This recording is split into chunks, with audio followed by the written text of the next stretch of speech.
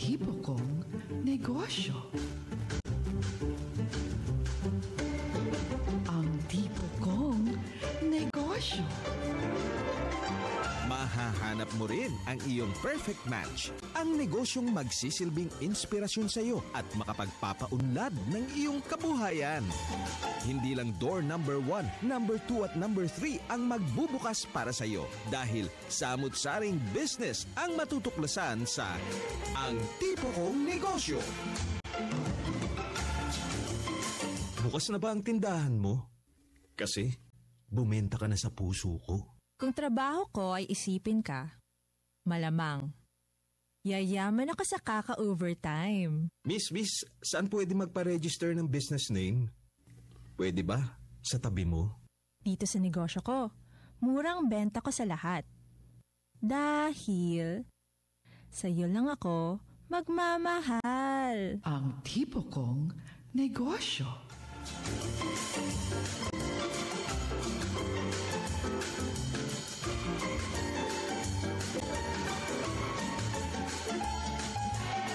Sina Direktor Thelma Dumpit Murillo at Tess Ramirez sa Ang Tipo Kong Negosyo. Magandang umaga po ng Biyernes sa inyong lahat. Mga kaibigan, welcome sa edisyong ito ng Ang Tipo Kong Negosyo na napapakinggan hindi lamang ho sa himpilang DZRB Radyo ng Bayan 738 kHz, kundi maging sa aming kapatid na himpilan ang DWBR 104.3 megahertz sa inyong FM band. At maging sa lahat po ng Radyo ng Bayan stations nationwide at worldwide sa pamamagitan man ng internet. Ako po si Tess Ramirez, makakasama nyo until 9 in the morning. And of course, ang aking partner na si Director Thelma Dumpit Murillo. Ayan. Director, good morning! Yes, good morning partner. Welcome sa unang araw ng buwan ng Pebrero. Naku, ang bilis ang panahon talaga, partner, ano? Yes, Pebrero na. Feel mo ba? Feel na feel. Malamig pa rin eh. Malamig. Tsaka, love month na ngayon. Correct? Diba? Buwan ng mga puso. Oo. So anyway, magandang umaga po sa ating mga suking taga-subaybay sa programa. Ito po ang inyong lingkod, si Thelma Dumpit Murillo. Samahan po ninyo kami at pag-uusapan natin mga paghahanda dahil dadating naman ang Chinese New Year. Yan, next week yan. Mm-hmm. So, Kong Hei Fat Choi. Yung iba, inihahanda na yung kanilang handa kapag ganitong month. Yung popular na tikoy, di ba? Oo nga. Wala bang mabibigay sa atin ng tikoy? Dito. Meron yan, marami. At iba't ibang flavor na nga eh. Ano ba yung kahalagahan kasi ng tikoy? Yan. Parang ano yung katumbas niyan yung ating mga kakanin, hindi ba, partner? Yes, pag sticky siya, 'di ba, inihahalin tulad sa relationship 'yun daw. Oo. Mas tumatagal at mas tumitibay. Ayun, sabi kung nila. mag-boyfriend. Ganun ba 'yon? Ang mga may karelasyon, mag-boyfriend man 'yan, girlfriend o may asawa. Oo. Ayun, kaya mabiling-mabili ang tikoy kapag ganitong panahon. Pati rin sa pamilya naman, kung i-apply mo yun sa pamilya, para yung pamilya ay sama-sama, hindi sila maggagalit-galit. Diba? Correct. Ganun din yun. Marami pa yan, yung ibang mga, ano ba yung feng shui na maganda ngayong taon na ito dahil ang ngayon ay Chinese New Year of the Water Snake, if I'm not mistaken. Water snake? Oo. Kayo ba, Director Thelma, anong year kayo ipinanganak? Sakop ng anong year? Secret. Ay, ayaw nung sabihin sa amin, ha? Hindi, ako, Year of the Pig. A pig. Oo. Okay. Maswerte daw yata yung ngayon, eh. Diba? Alam mo, ako ang paniniwala ko dyan, partner. Ang swerte, ginagawa mo.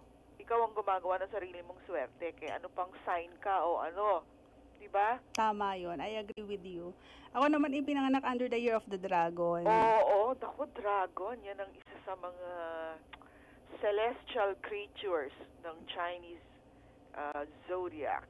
Yes. At speaking of dragon, Director Thelma, yung ating unang makakausap Ay, tungkol sa dragon, tsaka yung lion dancing sa Chinatown. Oo, kasi yung meron ding ano yan kahalagahan yung yung ano mo tawag dito? Lion dance. Ba tawag dyan? Dragon and lion dance. So, every New Year, talagang pinaghahandaan yan at meron silang featured dragon and lion dance. Pero hindi alam ng ating mga kababayan na ito isa ring negosyo, hindi ba? Oo, pinagkakakitaan yan. Sa paanong paraan kaya? Yan yung ating alamin. Dahil ang ating makakausap ay isang aspiring entrepreneur. At siya'y konektado, leader ng Chinatown Dragon and Lion Dance Group. NBSB. No business since birth. Nasa linya na po natin si Mr. Arman Lutrania. Sir Arman, good morning. Good morning po. Kumusta po magandang kayo? umaga. Si Mr. Arman Lutrania. Okay, umpisahan na natin ang pagtatanong. Pagkataya. Kay Mr. Arman. Unang-una, paano kayo napasok dito sa negosyong ito o itong Dragon and Lion Dance? Napasok ako sa pagsasayaw at paggagawa nung 15 years old ako. 15? 15. Okay. Kasi laking Binondo dito. Ang mga bata kasi dito sa Binondo, pagkabata pa lang, marunong na mag-lion dance sa edad na 7. 7 years old, 7 taon? Okay. Nakagisnan na kasi namin ng pagla-lion dance dito sa Binondo, sa ganung batang edad pa lang. So, yung yung natutunan ninyo yan, kakapanood lang? Walang Tapos, formal training? May mga nagtuturo din ng mga mas matatanda sa amin noon. So pero wala siyang formal training, ganun ba? Wala. Actual training kami. Oh. Okay, partner. May tanong kay Arman.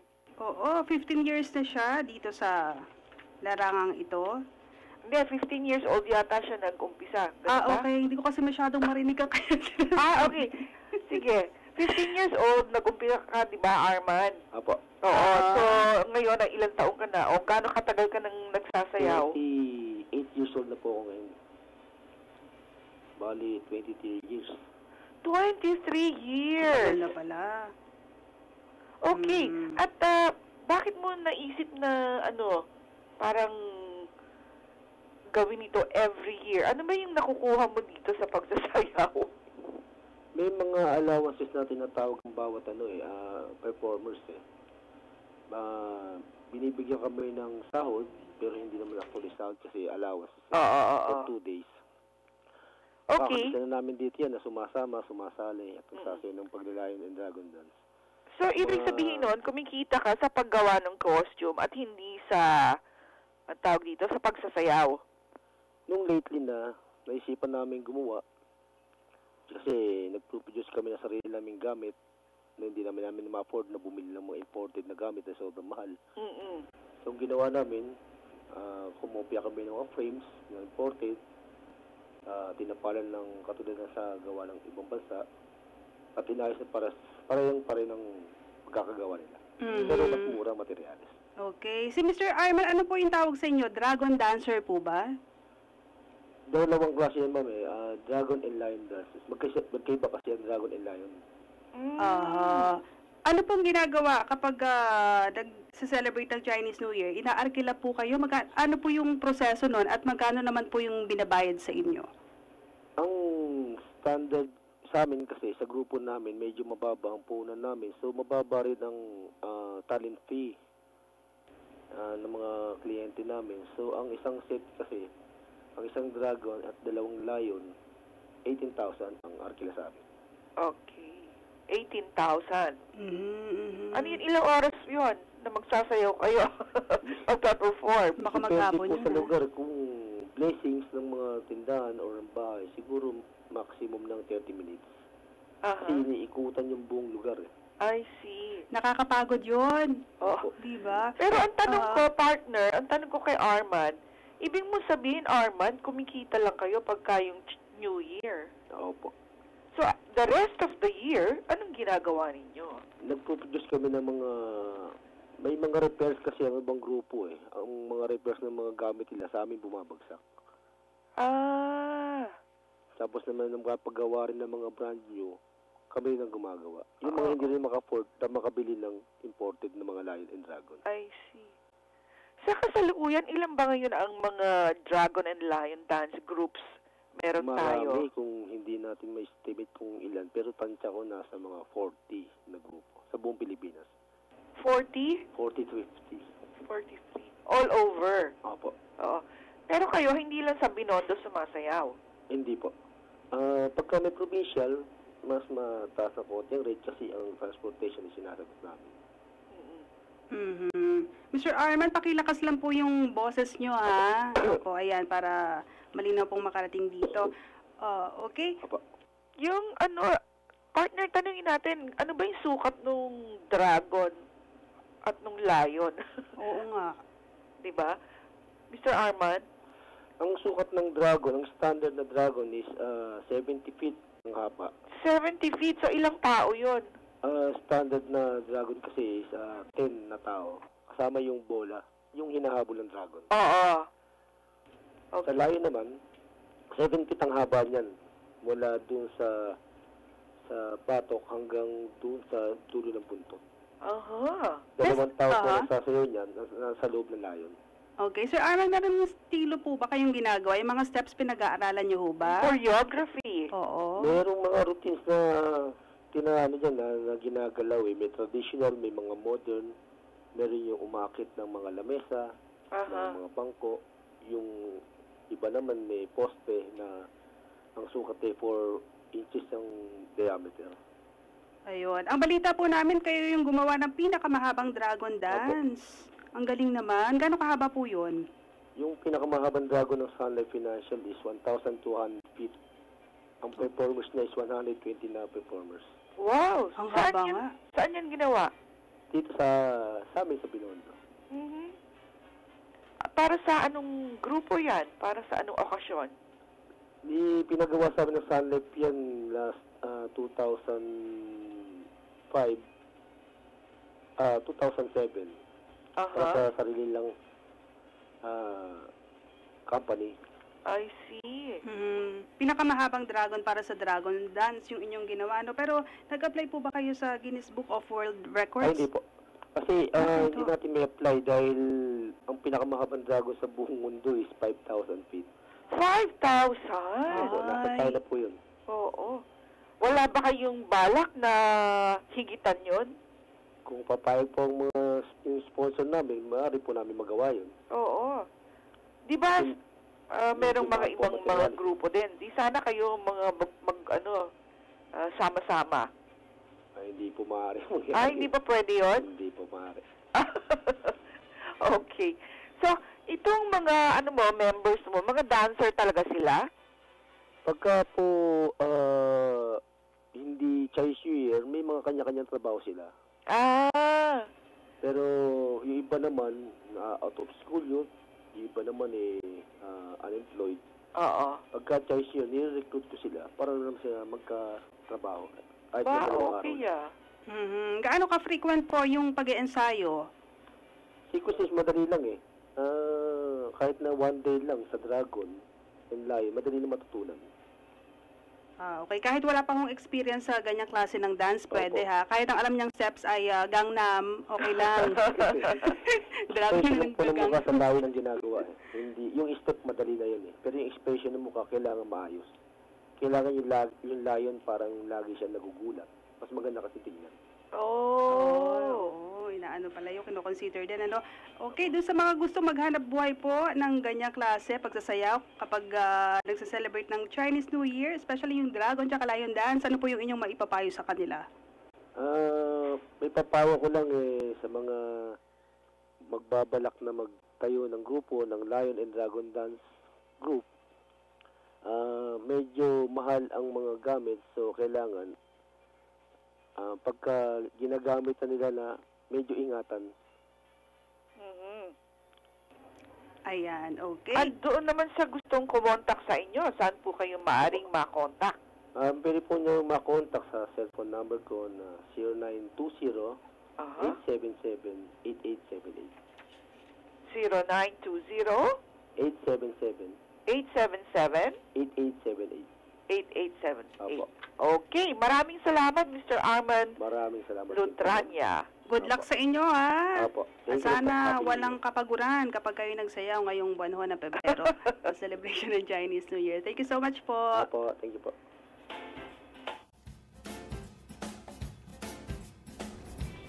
Okay, yan po mga kaibigan si Mr. Arman Lutranya at magbabalik kami ni Director Telma Dumpit Murillo. Marami pa tayong kakausapin. Sandali lamang at Bumagyo. ilan munang paalala. Bumagyo, nasira ang bubong. Mag-home improvement loan. Kailangan ng dagdag na kita? Mag-livelihood loan. Paano na ang pang-enroll ni Boy? Mag-educational loan. O di kaya'y pagod at kailangan mo ng mag-relax. Pwedeng mag-wellness loan o mag-vacation loan. Lahat ng ito at para sa iba pa ninyong pangangailangan, handang tumulong ang Pag-ibig Fund. Tawag na sa 724-4244 o bumisita sa Pag-ibig Branch para mag-inquire tungkol sa multipurpose loan program. Sa pag-ibig, ang pinaghirapan may katuparan. Bumagyo, nasira ang bubong. Mag-home improvement loan. Kailangan ng dagdag na kita? Mag-livelihood loan. Paano na ang pang-enroll ni Boy? Mag-educational loan. O di kaya'y pagod at kailangan mo ng mag-relax. Pwedeng mag-wellness loan o mag-vacation loan. Lahat ng ito at para sa iba pa ninyong pangangailangan, handang tumulong ang Pag-ibig Fund. Tawag na sa 724-4244 o bumisita sa Pag-ibig Branch para mag-inquire tungkol sa multipurpose loan program. Sa pag-ibig, ang pinaghirapan may katuparan. 7,100 islands. Philippine Broadcasting Service. Radyo ng Bayan 738 sa Mega Manila. One Philippines, one network, PBS.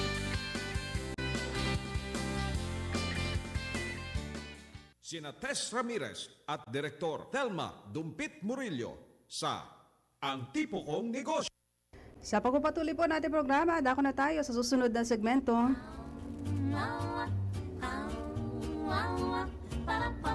Achy Breaky Business.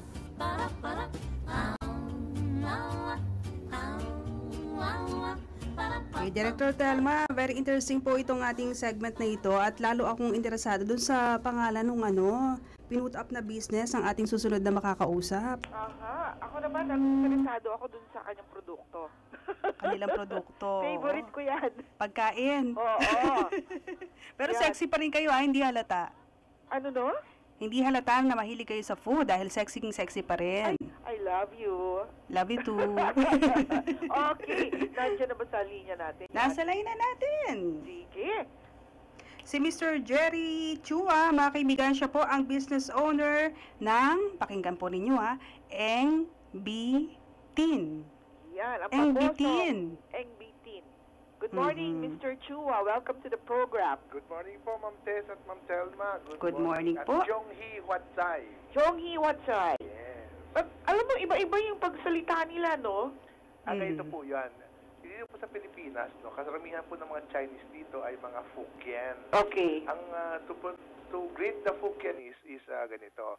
Kyong-hee Hwatsai. Yan po yung dito sa Pilipinas, no? Pag narinig niyo yung Kong-hei Fat Choy, yan po yung ginagamit ng mga Cantonese. Ah, Cantonese. Opo, karamihan po dyan ay mga taga-Hong Kong. I see. Ayun. Kaya Kyong-hee Hwatsai. Yun, dapat palang gagamitin natin. Kyong-hee Hwatsai. Yes, tama po. Ayun. Okay, puntahan na natin yung inyong negosyong talaga naman over the years hindi ang tawag dito, nawawala sa merkado at lalo pang lumalakas. Yes. Paano ba nag-umpisa ang Eng Bitin? Ito po since 1912 pa po, no? Ito po minana pa ho namin sa lolo namin, no? Oo.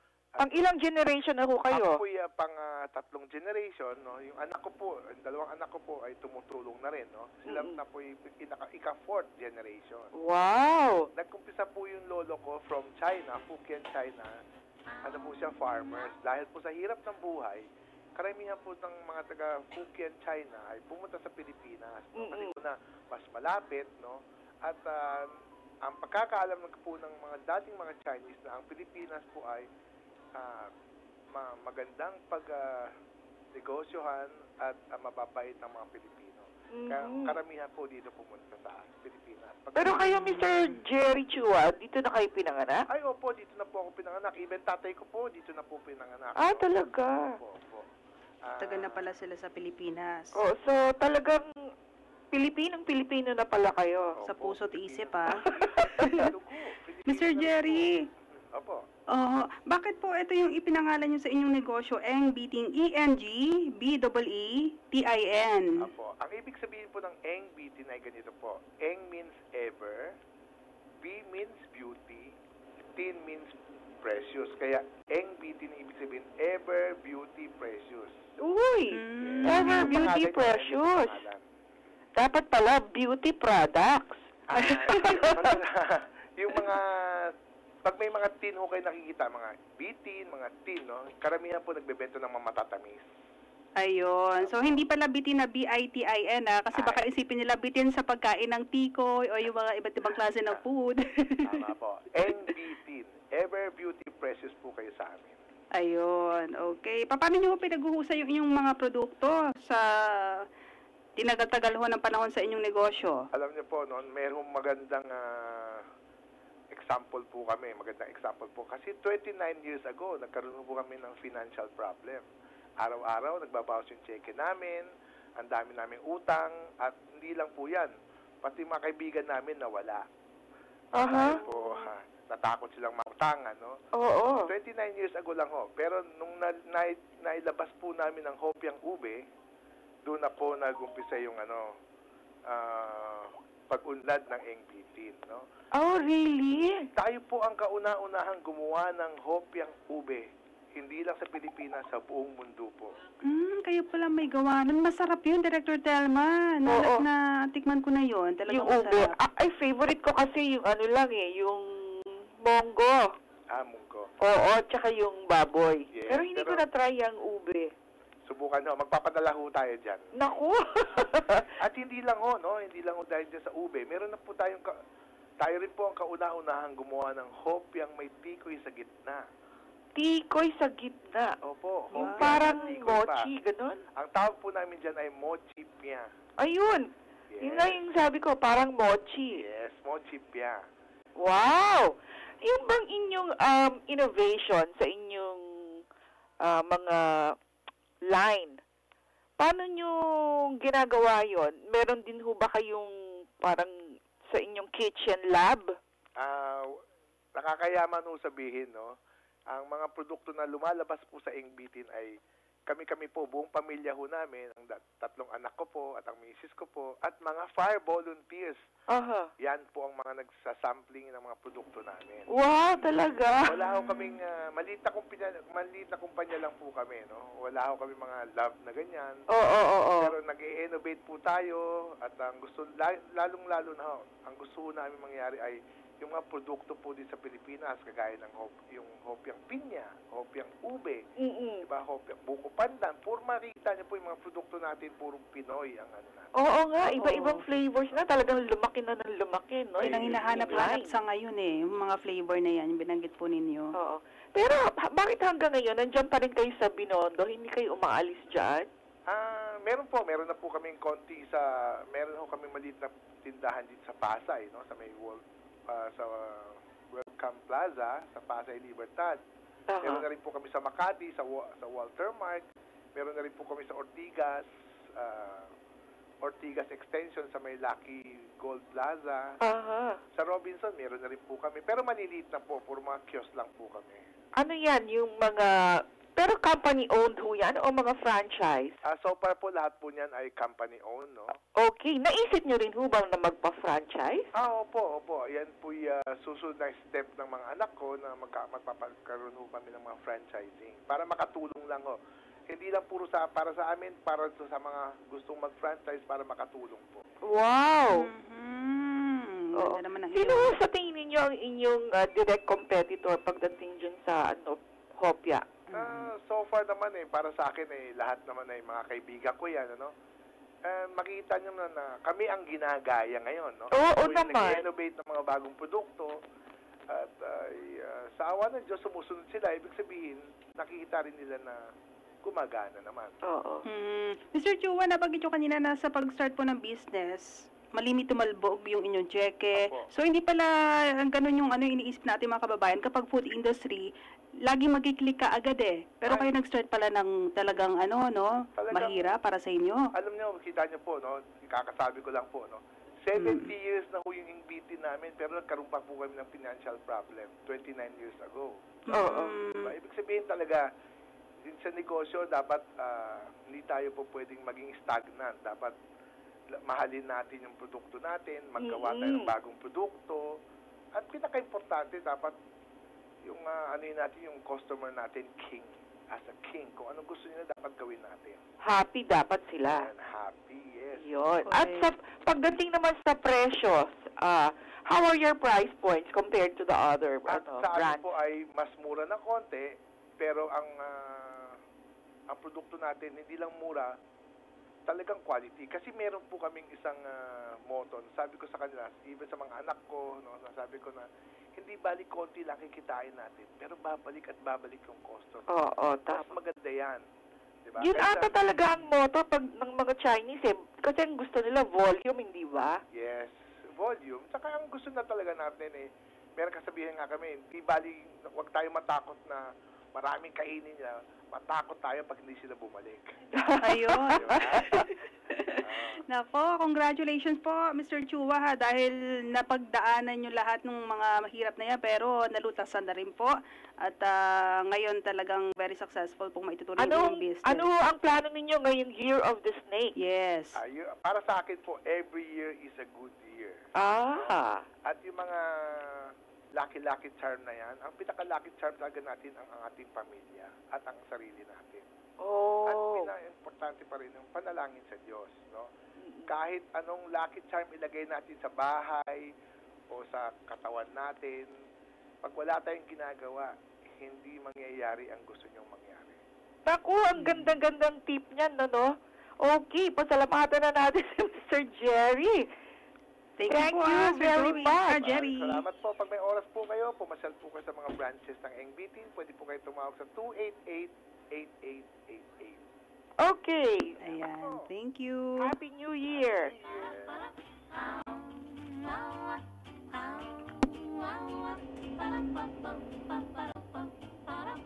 Si Mr.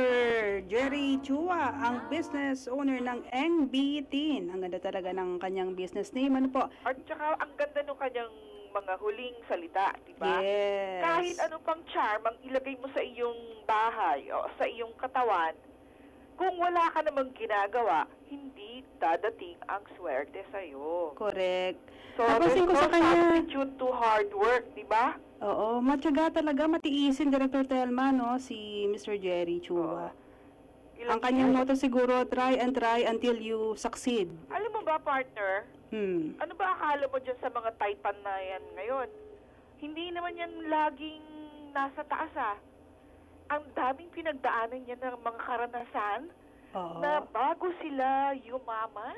Oo, totoo yun eh. Talagang maraming ups and downs sa business, di ba? Parang gulong din yan. Minsan nasa ibabaw ka, minsan nasa ilalim. Pero ano man yung dumating, dapat ituring mong challenge para Correct. mapagtiisan mong lalo at mapagsikapan mong makalagpas doon, di ba? Wag yung try until you die, ha? Yung ibang ganun. Until you succeed dapat. Oo, until you succeed. Yes. Alas 8:37 na po ating oras. Magbabalik ang tipo kong negosyo. Sandali lamang po.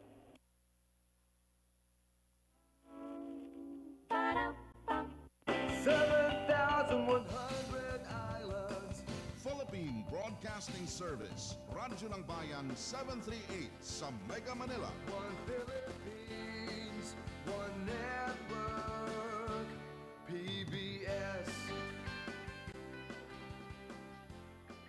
Bumagyo, nasira ang bubong. Mag-home improvement loan. Kailangan ng dagdag na kita? Mag-livelihood loan. Paano na ang pang-enroll ni Boy? Mag-educational loan. O di kaya'y pagod at kailangan mo ng mag-relax. Pwedeng mag-wellness loan o mag-vacation loan. Lahat ng ito at para sa iba pa ninyong pangangailangan, handang tumulong ang Pag-ibig Fund. Tawag na sa 724-4244 o bumisita sa Pag-ibig Branch para mag-inquire tungkol sa multipurpose loan program Program. Sa pag-ibig, ang pinaghirapan, may katuparan.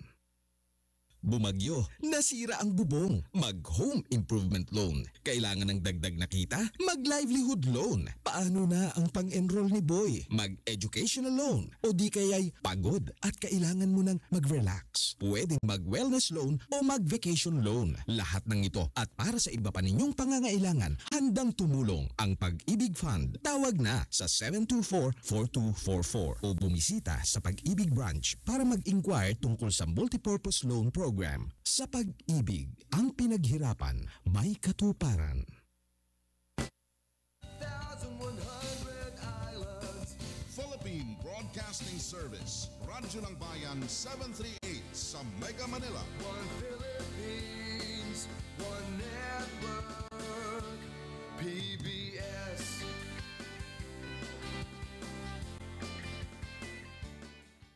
Sina Tess Ramirez at Direktor Thelma Dumpit Murillo sa Ang Tipo Kong Negosyo.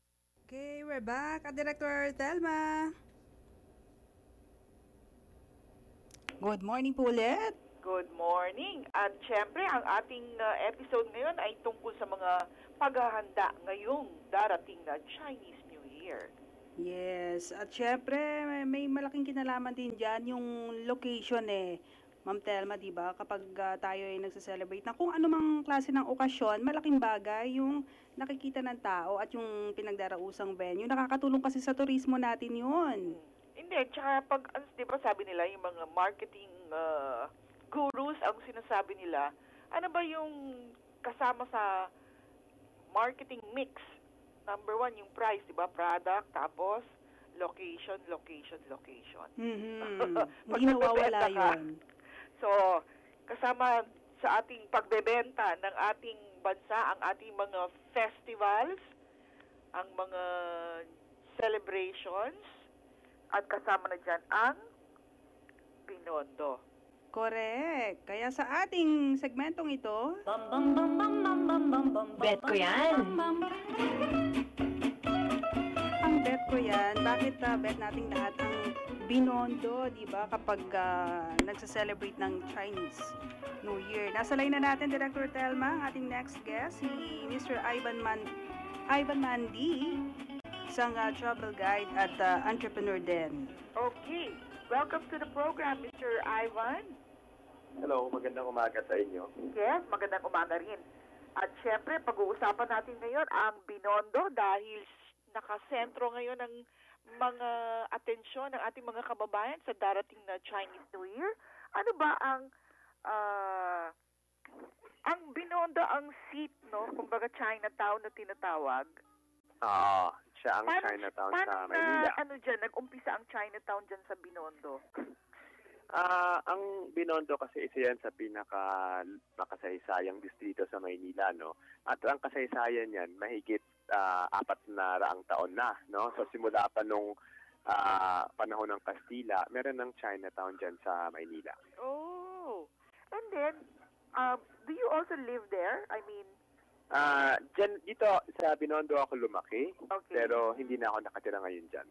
Diyan kasi nagsimula ang pamilya ko. I see. Paano mo inumpisahan itong walking tour sa Binondo?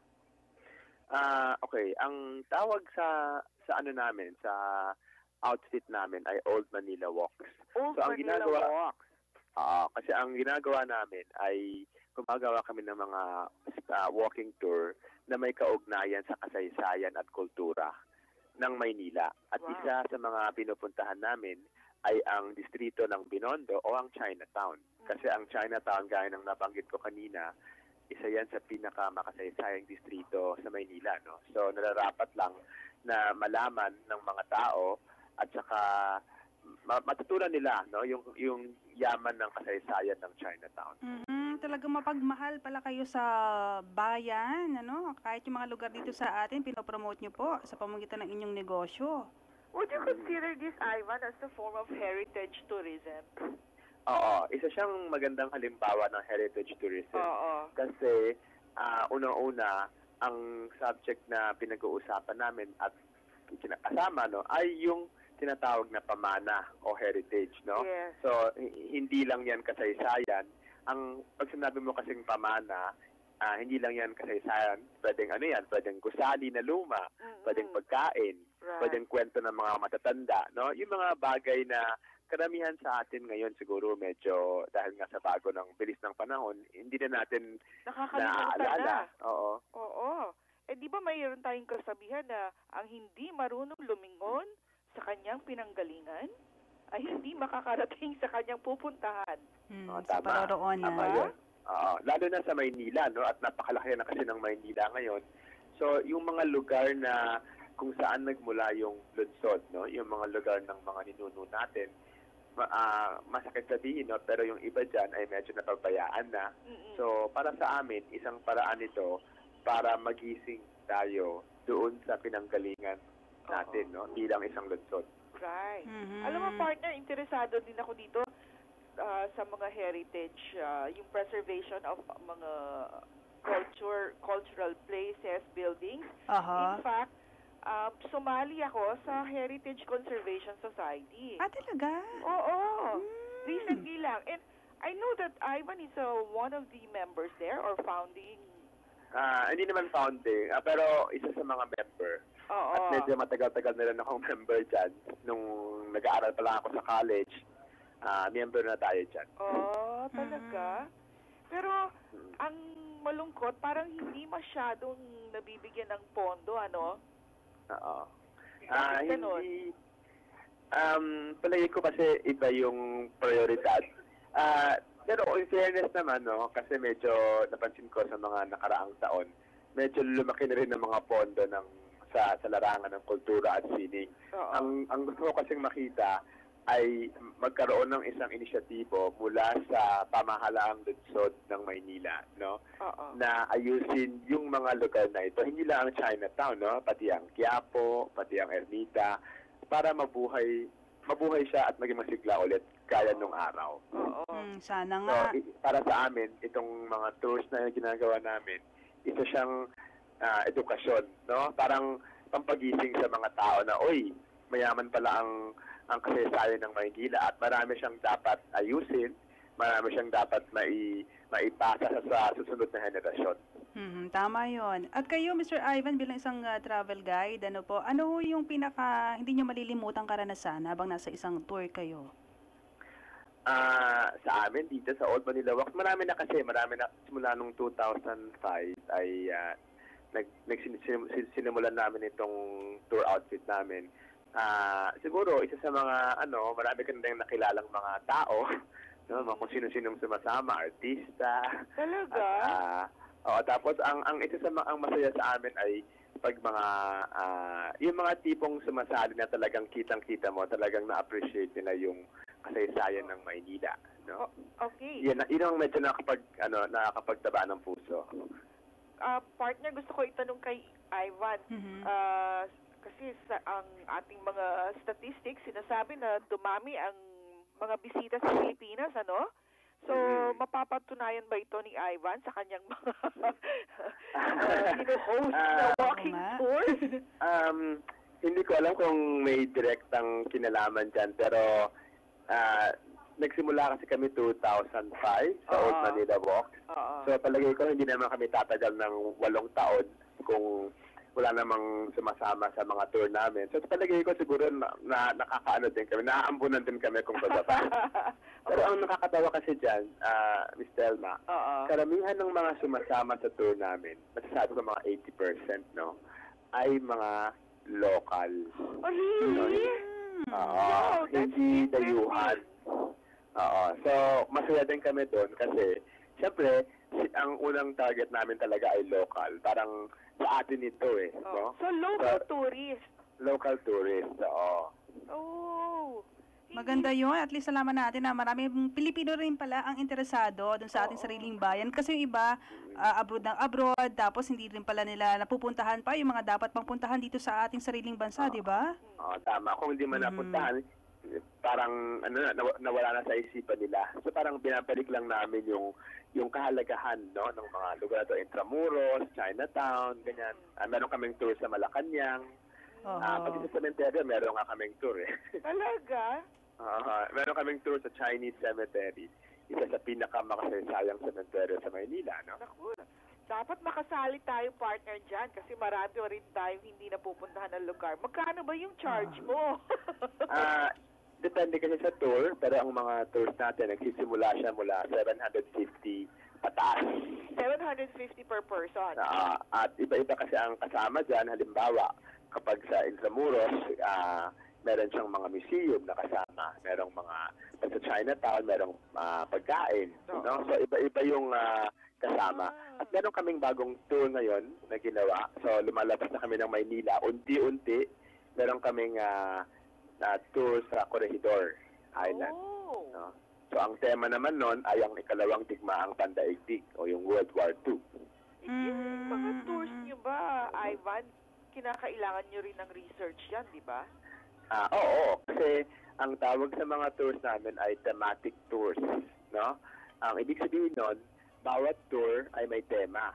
So, halimbawa, ang Intramuros, ang tema niya ay ang kasaysayan ng Maynila. Pag sinabi mong Chinatown, ang tour niya ay mga Chinoy, no? Pag Corregidor, World War II. No? So makikita mo yung mga tours, bawat yugto ng kasaysayan natin. Meron siyang tema doon sa tour. Sir Ivan, pwede naman po bang magpa-book ng private tour? Pwede naman. Kung wala namang nakaschedule, pwede ka magpa-book ng tour anytime. Ang isa lang requirement namin, meron kaming available na guide sa araw na yan. Kung meron, okay lang. Okay. Walang extra charge yon pag ganon? Wala naman. Pero pwede rin kasi kayong sumali sa regular na tour. No, meron kami mga tour na may mga araw na may grupo na. So kung may grupo na, pwede kayong sumama doon. Ayan, okay.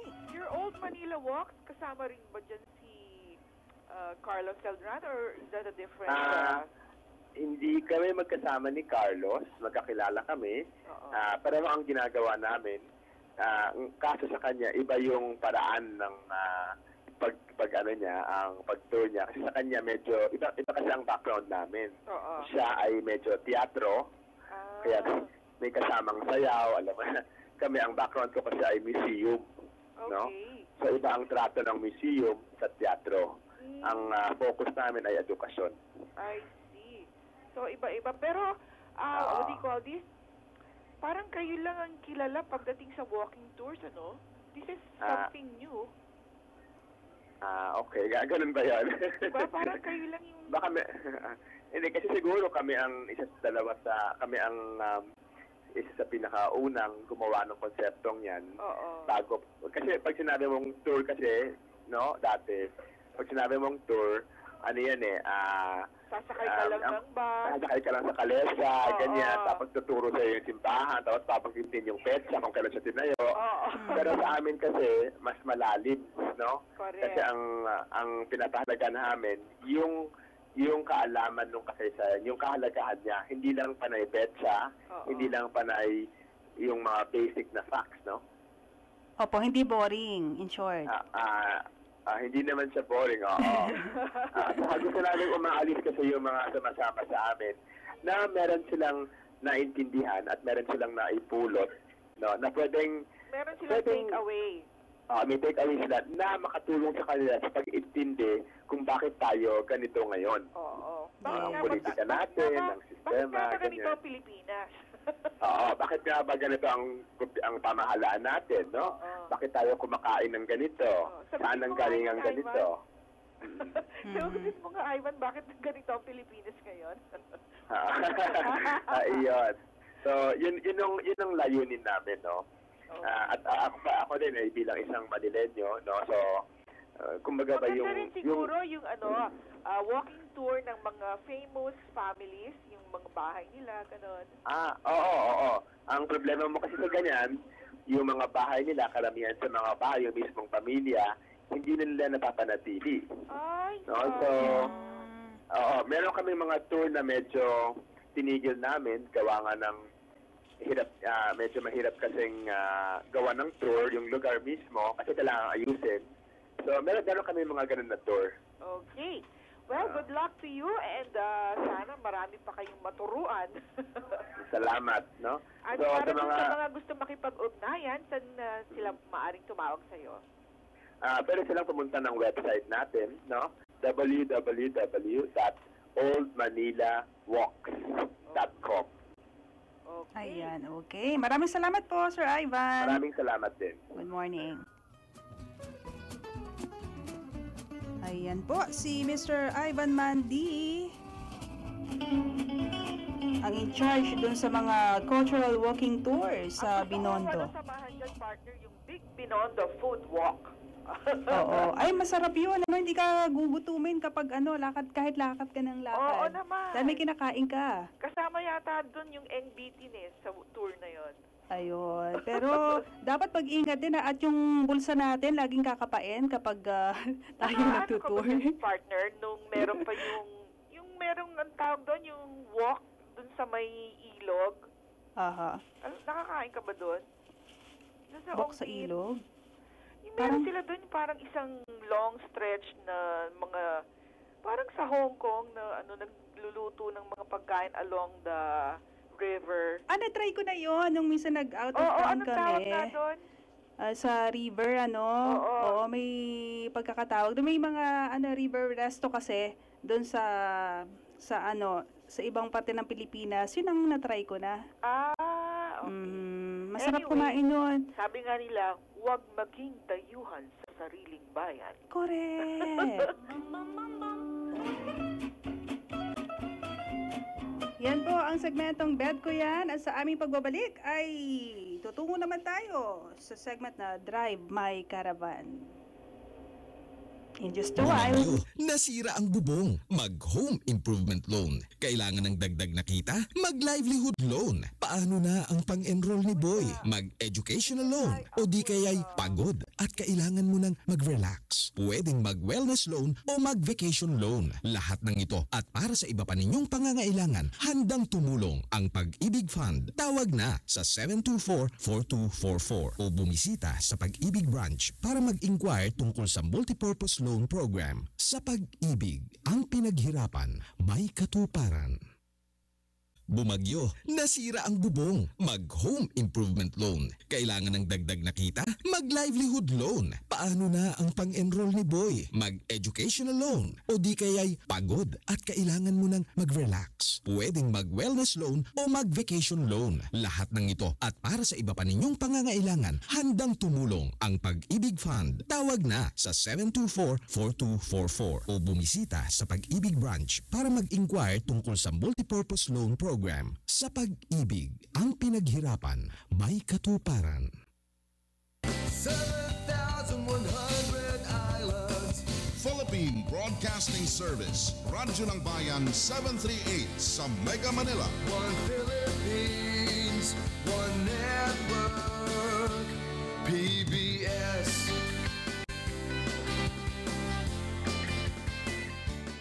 Sina Tess Ramirez at Direktor Telma Dumpit Murillo sa Ang Tipo Kong Negosyo.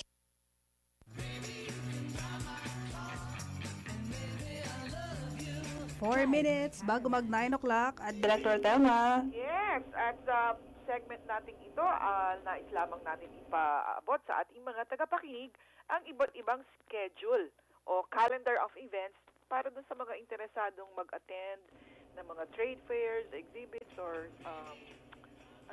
mga workshops. Yes. Ano ba yung naka-schedule ngayong month of February, Director Telma? Siyempre, ngayong February, umpisahan natin dyan sa Design Center, sa exhibit hall nila. They're featuring the success story of Vina Domingo Roy as a designer venturing into entrepreneurship. Meron din silang tinatawag na Designer Monday. Pagka Monday, meron silang libreng seminar tungkol sa international trends, briefing, best practices, and design consultation. At doon naman sa gustong mag-out of town, pwede sila pumunta partner sa Candelaria, Quezon. Wow, maganda doon Meron silang isang linggong annual activity nila featuring the best products of Candelaria. Nakapunta ka na ba dyan sa Candelaria, partner? Nakapunta na ako doon sa Quezon. Ano ba yun, yung sa Pahiyas? Ay hindi, yung invitation nun ni Secretary Alcala dun sa kanyang organic farm sa Quezon. Really? Oo, ang lawak nung ng lupain niya dun eh. At magandang mag-tour dun. Talaga? Mhm. Nag-enjoy talaga kami noon. Okay, February 5 to 8 naman, sa Design Center pa rin, meron silang mga technology updating workshop ang tawag nila. So, Tuesday, yung bleaching, dyeing of fibers, or yung palm frond making. Ano ba yung palm frond making na yan? Yung mga dahon ba ng nyog? Ayun. Oo. Na pwede mong gawin kung ano-ano, yung banig or something, bag. Yun. Nung maliit ako, nakagawa na ako nun eh. Bola. Bola. Ayun, alam na alam nyo. Ikaw talaga. Lahat yata tayo, ng ganun eh. Diba? Okay, sige na sa ganun. Mga kutkuti na sa mga dahon-dahon. Lalagyan mo ng sa loob. Diba? Oo. Tapos yung iba naman, ginagawa nila, may kanin sa loob. Aba, tuloy kainan na yan. Oo. Diba, ulam na. Correct. Okay, Wednesdays Wednesdays naman, hand paper making or paper mache finishing. And then Thursday, finishing para sa mga furniture, paper products, etc. And Fridays, katulad ngayon, lamination ng Manila palm husk and seed. So, ang gaganda nito, mga libre lang to, huwag niyong pababayaan to, palilipasin.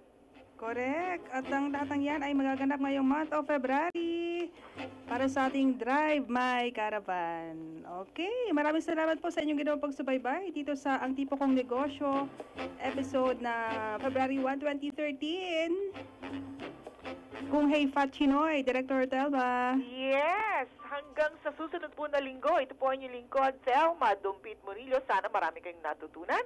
Kung Hey Fat Choy, para dun sa ating mga kapatid na Chinoy. And syempre, ang ating laging sinasabi, do good, be felt, make a difference. Happy weekend, everyone. Happy weekend. Ako po naman si Tess Ramirez. Maraming salamat din sa aming producer na si Miss Marela Jem Castro at sa aming mga technical engineers, sina Engineer Rita de los Santos, Engineer Jet Canco. Thank you so much. Until next Friday, mga kaibigan, have a nice weekend. Ingat po kayo. God bless. Bye-bye. 7,100 islands. Philippine Broadcasting Service, Radyo ng Bayan 738 sa Mega Manila. One Philippines.